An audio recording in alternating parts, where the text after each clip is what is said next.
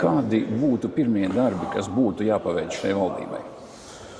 Viņi paši ir apsolījuši, paši sev uzlikuši ļoti nopietnu un ambiciozu plānu pārskatīt budžetu un sākt veidot 2027. gada budžetu tā, lai pēc programmas 2030. gadā šī valsts ieiet bez deficīta budžeta apstākļos, kas ir ārkārtīgi ambiciozs plāns. Un, ja to grib panākt, tas ir, bija jāsāk strādāt vakar.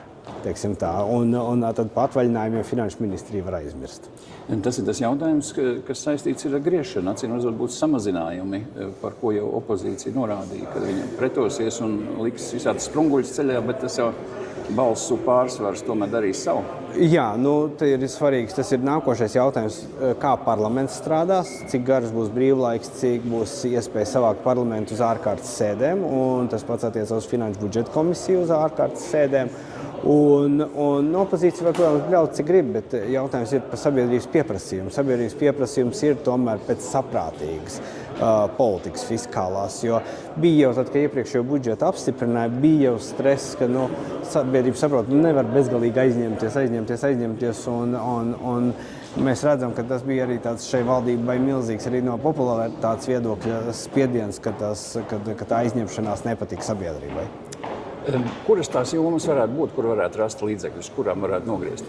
Tas, par ko viņš runāja, arī premjera kandidāts, ir visādas piemaksas bonusi, naudas prēmijas, naudas balvas. Tur ik pa brīdim parādās diezgan lieli skaitļi, kas ir.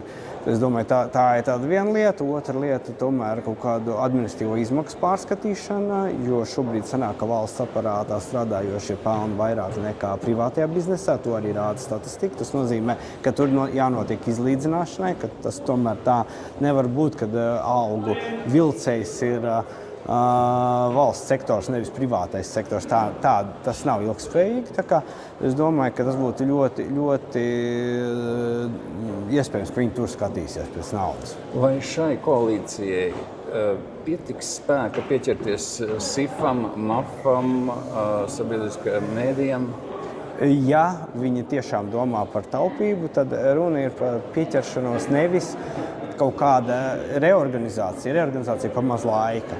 Vienīgais, kur var pieķerties, tas ir kopējā budžeta konsolidācijas ietveros samazināt vienkārši izmaksas šajās pozīcijās, jo tur tiek iztērēti milzīgi līdzekļi. Tur nav runa par 1, 2, tur ir 10 miljonu, kurus absolūti ietaupot. Neviens, tā nepamanīs, ka kaut kas pietrūkst, ja tur vienkārši to naudu neiztērēs. Kuri jautājumi varētu būt slidenie, kuri varētu saķildot šo koalīciju?